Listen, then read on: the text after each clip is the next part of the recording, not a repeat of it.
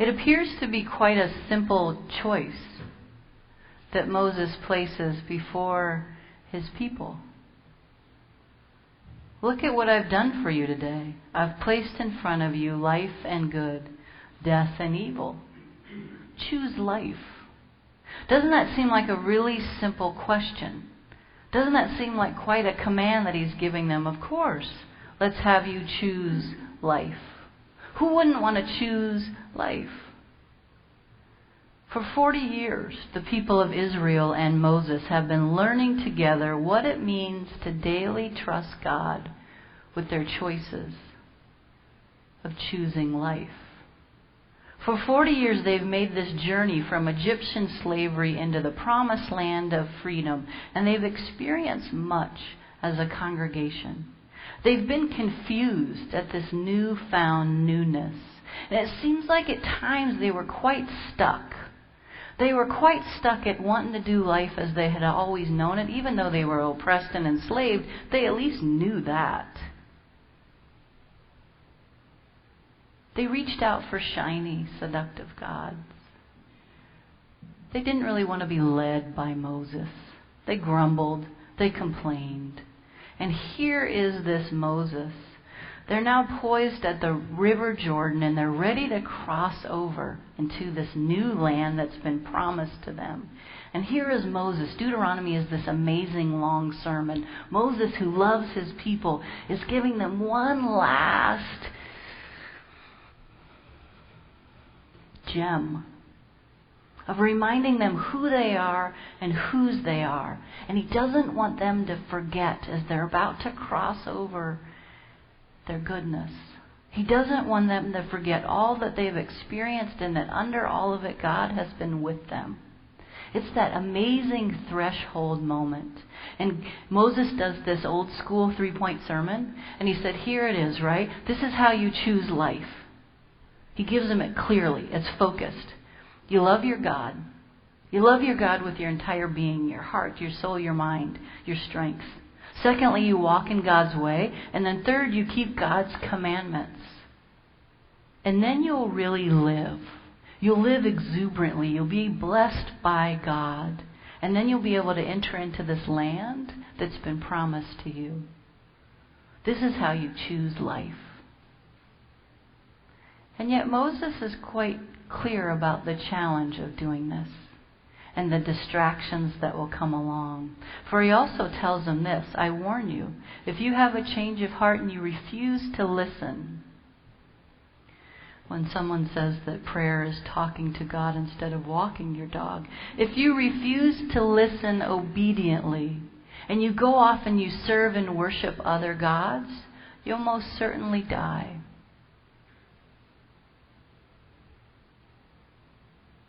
So instead, he tells them to choose life.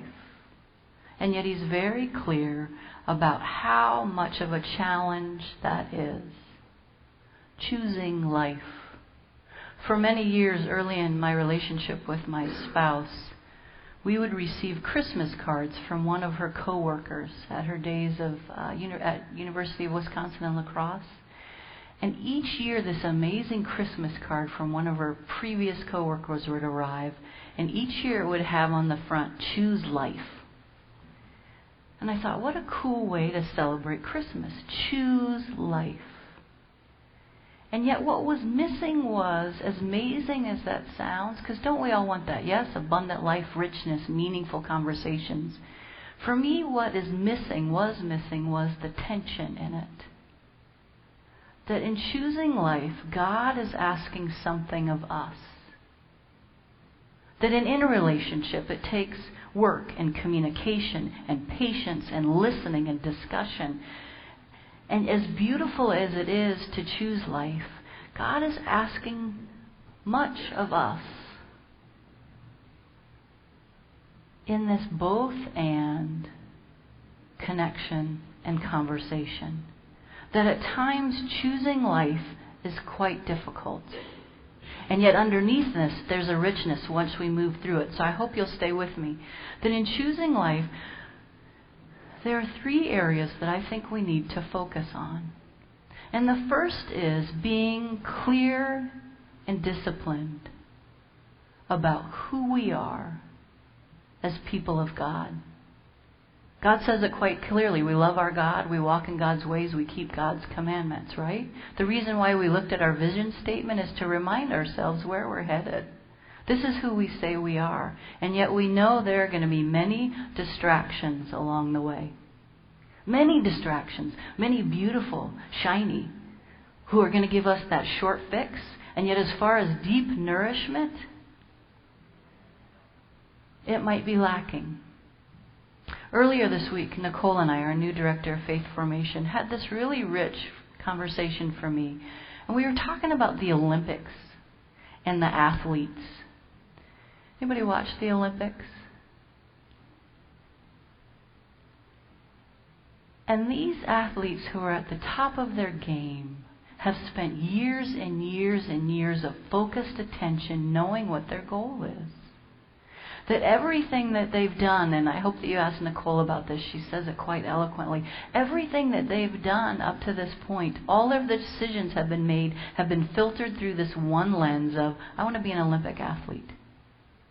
So we as this people of God are being asked to be focused and clear about who we're following. I know some families have their own mission statement. And they said, as a family, this is who we're going to be. So how many activities we participate in, where we spend our money, who we're interacting with, does it all meet our mission statement? So to choose life, we have to be very disciplined about where we're headed together and being mindful of those times when we're being pulled off course. The second way that we're able to choose this amazing, beautiful life is letting go. Which seems rather odd, doesn't it? One of the fun things about being in a church is hearing. And we don't say it that often, but every once in a while it creeps up. Well, we've always done it that way. And they'll say, oh, well, tell me more about that. Well, we've always done it that way. Well, tell me more about that. And usually we can get below the surface to find out, oh, we've always done it that way, and maybe it's time to tweak that now. Maybe it's okay to let go of that. I recently went to the fair, the state fair. Have you all been?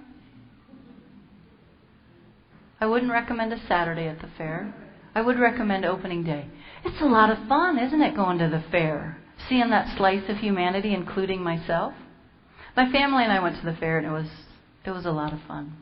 And as we ended our day at Sweet Martha's Cookies, because that's how you end the day, right? At Sweet Martha's Cookies. Who? Talk about a focused entrepreneurial, yes?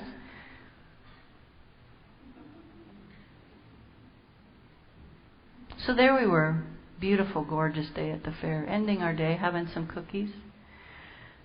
And as we got up to leave our table, my spouse did the eye contact and the nod. And I knew, oh, there's something I need to pay attention to. So I looked in the direction of the eye contact and the nod. And there were a group of 4 women who had just sat down with their food and their drinks. And as we were leaving, I noticed one of the buttons that the woman was wearing was letting me know who she was going to vote for president. And I felt as if I had been kicked in the gut because of the language on that button was incredibly violent and misogynistic. And I thought, I need to say something. I need to engage in conversation, and I need to say something, right? Because that's what I preach about and that's what I talk about. We need to say something. We need to stand up and say something about that. And in that moment, you know when you're having a conversation with yourself, and I'm praying too, I thought, I am not the person in this moment to have the conversation.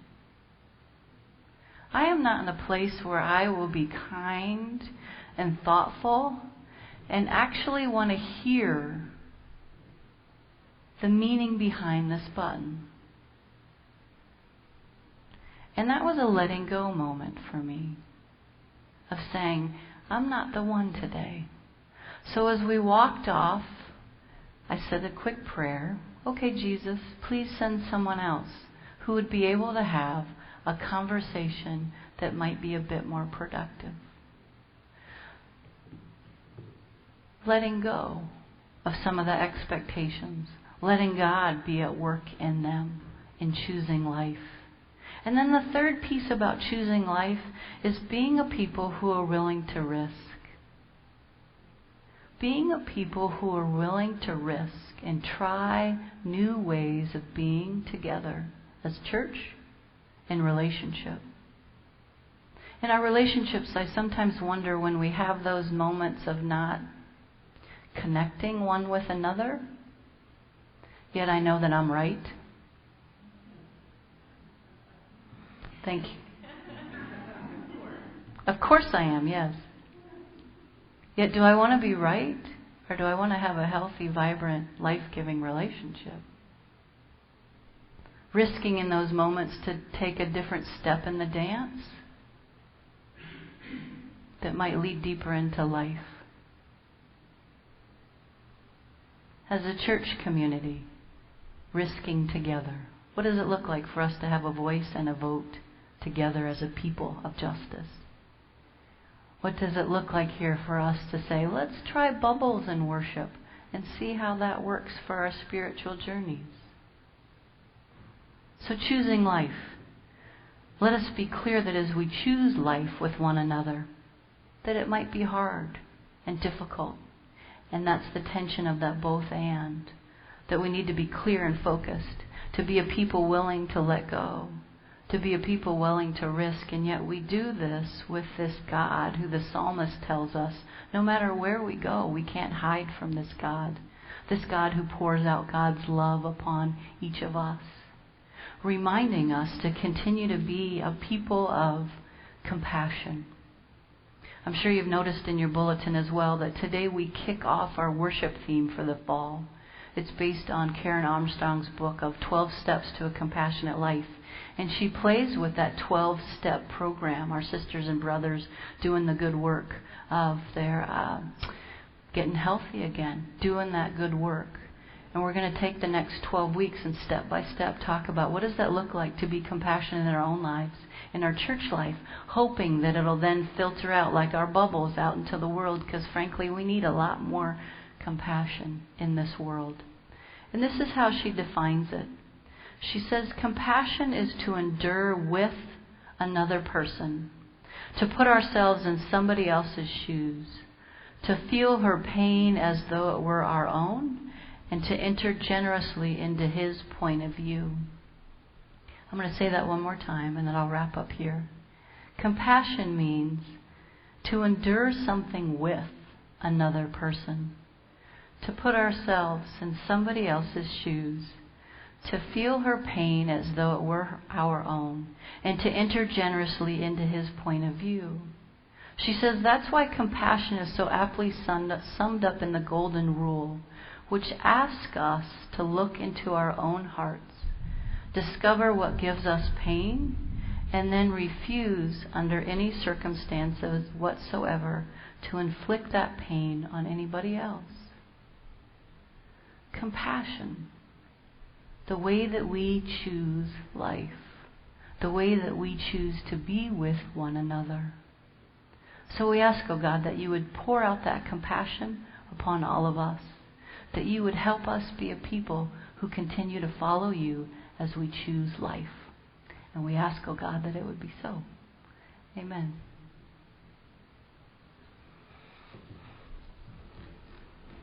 Amen.